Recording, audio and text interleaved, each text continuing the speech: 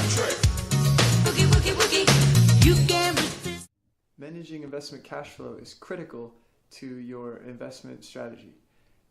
Most investors, when their investments start working really well, it's usually because of a good market, hot market even, and they end up with all this extra cash when they start, unwinding some of the trades, closing out some of the trades. You end up with cash, but the market's really hot, so it's actually a bad time to begin a new investment. So you're heavy on the cash at the wrong time. Then when the market's really bad, you usually end up running out of cash because the market's bad, and there's all these opportunities everywhere, all over the place, and you don't have enough cash. So you really need to be light on cash when you're heavy and heavy on cash when you're light. So you need to figure out how to build some kind of consistency there. And I have a few models that I use, all using spreadsheets where I just plug in numbers. They give me good long-term views on everything, and I'm using a very controlled way to go about it. So I have different models for each style of cash flow that each account already has to begin with. The first model is for your primary retirement account if you don't have a 401k, or if it's your primary investment account. So you're contributing to it regularly and periodically, and you're contributing to it with on a set schedule and in any market. It's just a regular contribution. So this is your primary investment account strategy. It has a baseline contribution. So let's say you calculate your contribution amount to be $200. So I'll use a threshold to try to create some space between what I'm contributing and what I'm investing as 3 times my contribution amount. So now my periodic investment period comes due. It's time for me to buy and sell, to make my trades that I do periodically. So it could be weekly, it could be monthly, it could be every 2 weeks, whatever your schedule is. As much as I can afford to contribute my $200 to my account, and I look at my account cash balance, and it's $849. So my threshold, I invest everything under this, and the overflow is everything over that. So I do an if statement. If the brokerage cash is under the threshold amount, then it's 0, and if it's over the threshold amount, then it calculates the overflow. So my investment amount, if it's greater than 600, then the investment amount is 600 plus 50% of the overflow. If it's not greater than 600, then it's just the entire brokerage amount. So in this case, it's over, the brokerage cash is over 600, so it's half of 250, and that's how much I would invest. If it was only $300, I would invest the full 300. If it was $1,000, I would invest 800. So with the investment amount, then I can do contribution to retirement, or I can do contributions to other accounts. I can do ETF, free ETF strategy.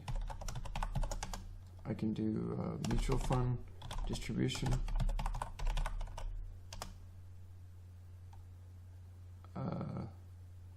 Savings, whatever you want to do.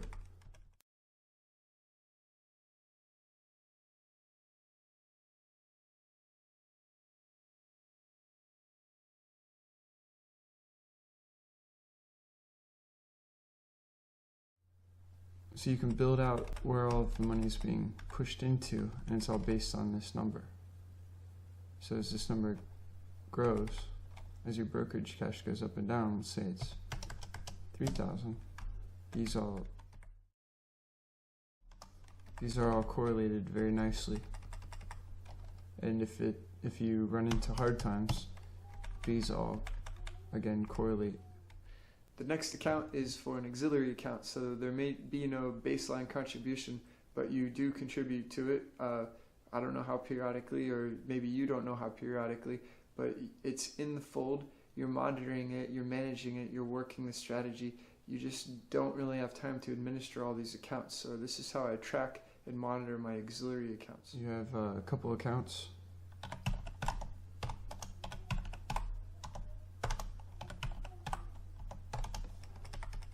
And you want to contribute $200. So you're giving $200 to this one, but these two aren't getting any cash. You can just log it in a spreadsheet. So if you have, week 1, week 2, etc.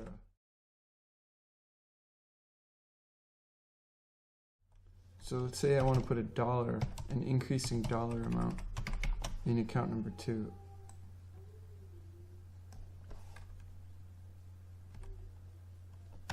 We don't really want to deal with the administration of that. And you can't even transfer $1. In some cases, it has to be like $100 minimum transfer or something. So I'll just start a column on actual. So here's your rolling balance.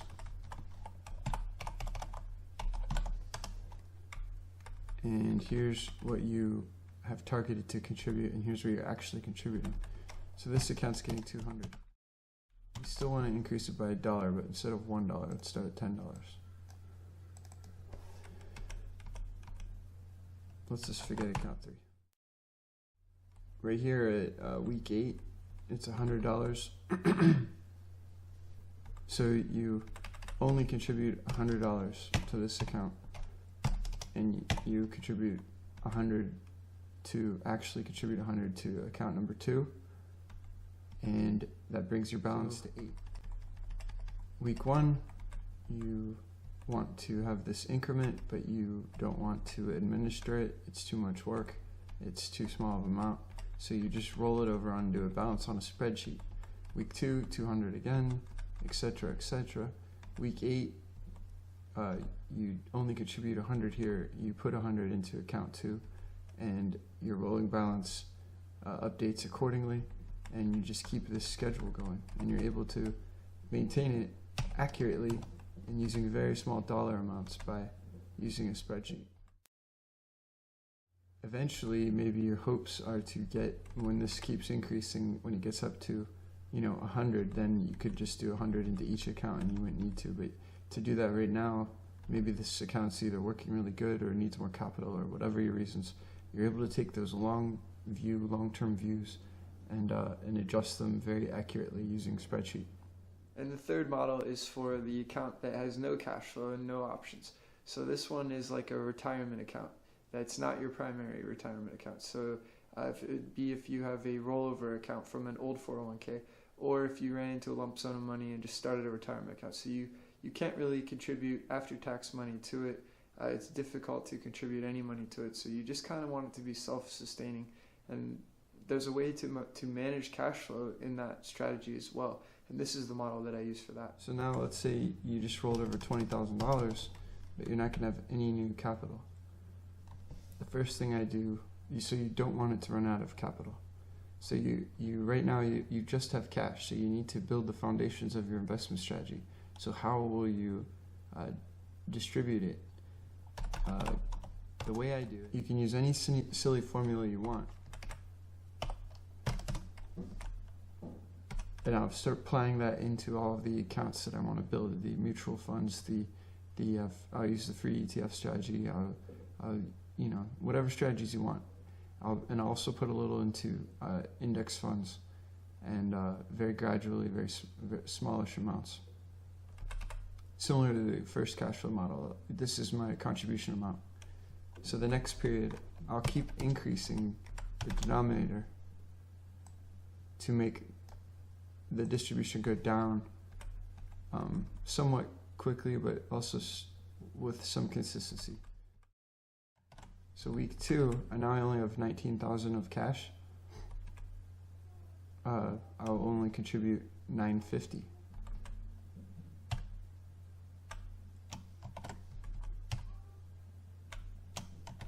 So I do that for a while, and this keeps diminishing, and I'm building all of my accounts. When this gets to 200, I don't really want to invest less than 200. I feel like that's my threshold for being a waste of my time, depending on my period. This doesn't have to be a month. This can be a week. This could be 2 weeks. Actually, it's 2 weeks. But so eventually you'll get down to that. I guess I might as well just drag it down. So here's where I stop. I stopped this nonsense. I have $4,000 left. I don't want to run out of cash because this account doesn't really get any, I don't want to have to contribute any cash to it. So I'll take the cash that's remaining. I'll build a ladder bond with the cash. So that'd be, you know, the 3 month, 6 month, 9 month, 1 year. I'm not interested in the returns that the bond creates. So I'm just basically tying the cash up. That's how I would put the 4,000, and then every quarter I get to look at the cash again. And I don't know how this ended up at 4,000. It could be, you could do it with more cash. You can build these bonds as big as you want, but I make sure I have a quarterly maturity schedule coming to me at all times, and you use the smaller maturities to build the 1 year out, so to make the pipeline intact. Your strategies at this point, you've been doing it so you have plenty of investment capital already in the right places at the right time, so your strategy should be generating money, so you can start using the differential of the free ETF strategy to monitor the cash. So you shouldn't need this capital. Or if the market goes south, if the market's not producing any yield, then you could run out of cash. So that's what this is for. And these dollar signs should be able to keep you from one quarter to the next. So you could ride it as long as you need to go. Then when that runs out, so if the differential didn't work and now your CDs ran out, you have mutual funds and index funds that you've been contributing to along the entire time that have never been touched. They have no outflow. They've just been contributing this entire time, so they've probably grown quite large. So that's your final bastion of capital, is your mutual funds. And so this strategy is well funded for indefinitely. It could last a lifetime, and you want to make sure that it does, because you don't want to have to contribute to it, and the day it runs out of capital is when your strategies will grind to a halt. So that's the program here, is to use a spreadsheet to build a program to exponentially draw out long periods of time and not burn through capital, but at the same time have capital there if you need it. It'll be very opportunistic